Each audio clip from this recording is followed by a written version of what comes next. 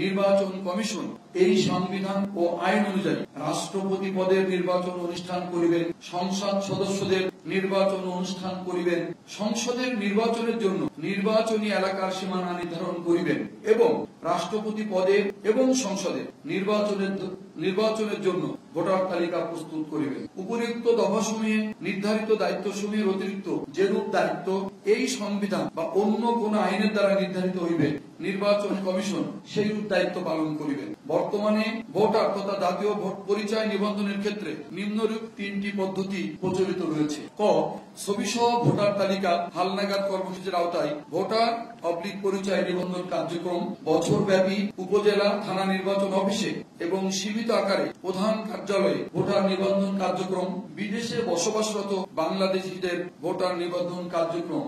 এখানে পরিধানযোগ্য যে এই মুহূর্তে বিশ্বের 7টি দেশে এই নিবন্ধন কার্যক্রম চলমান রয়েছে।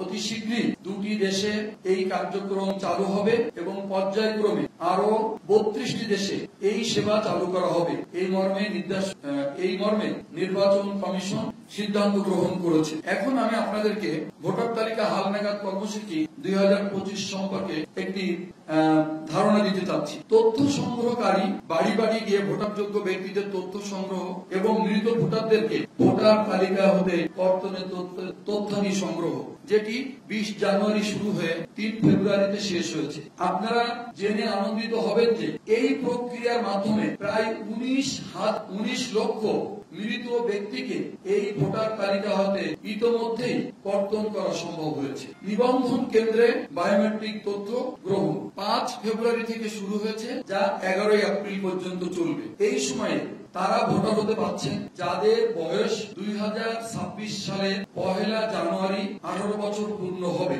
এবং বিগত সময়ে যারা ভোটার হতে নিরুৎসাহিত ছিলেন অথবা আগ্রহ হারিয়ে ফেলেছিলেন অথবা অন্য কোনো কারণে ভোটার হননি অথবা ভোট দেওয়া যায় না সেই কারণে ভোটার হতে ইচ্ছা পোষণ করেননি, এমন লোকরা এখন ভোটার হতে পারছে।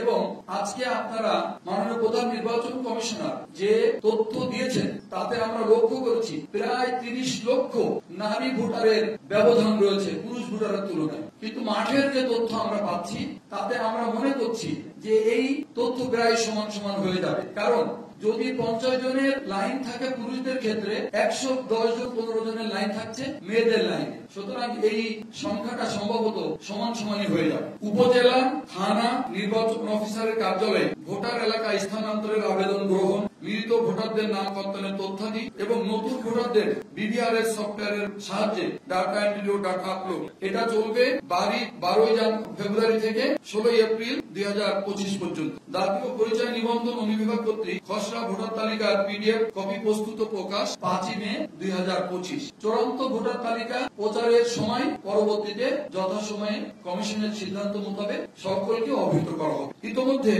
একযোগে সারা দেশের সকল উপজেলা থানার তথ্য সংগ্রহ করা হয়েছে, যেখানে এ পর্যন্ত 53,33,563 জনের আবেদন গ্রহণ করা হয়েছে বা আবেদন পাওয়া গেছে। জেলা ভিত্তিক টিম ও অপারেটর সংখ্যা অনুযায়ী উপজেলা থানা সমূহকে বিভিন্ন পর্যায়ে ভাগ করে সংগৃহীত তথ্যাদির ভিত্তিতে নিবন্ধন কেন্দ্রে কম্পিউটারে ডাটা এন্ট্রি কাজ সম্পন্ন হচ্ছে। আমরা এখন আপনাদেরকে বাংলাদেশ নির্বাচন কমিশন সচিবালয় থেকে ভোটার তালিকা হালনাগাদ কর্মসূচির কিছু তথ্য জাস্ট প্রদর্শন করছি। আমি সময়ের কারণে এটা আপনাদেরকে পড়ে শোনাচ্ছি না। এখানে আমরা এক নজরে ভোটারের কিছু সংখ্যা বলেছি, যেহেতু এই সংখ্যাটা আমরা ইতিমধ্যেই সংক্ষিপ্ত ভাবে আপনাদের সামনে উপস্থাপন করেছি, সেই জন্য এটি আমি আর পড়ছি না, আপনারা এক নজর দেখে নিতে পারেন। আমরা এই জাতীয় পরিচয়পত্র এবং ভোটার সংক্রান্ত যে উপস্থাপনাটি আপনাদের সামনে উপস্থাপন করতে চেয়েছিলাম তার এখানে সমাপ্ত ঘোষণা করছি এবং আপনাদের সবাইকে ধন্যবাদ জানিয়ে জুলাই আগস্টে শাহাদত বরণকারী আমাদের সেই তাজা প্রাণগুলোর জন্য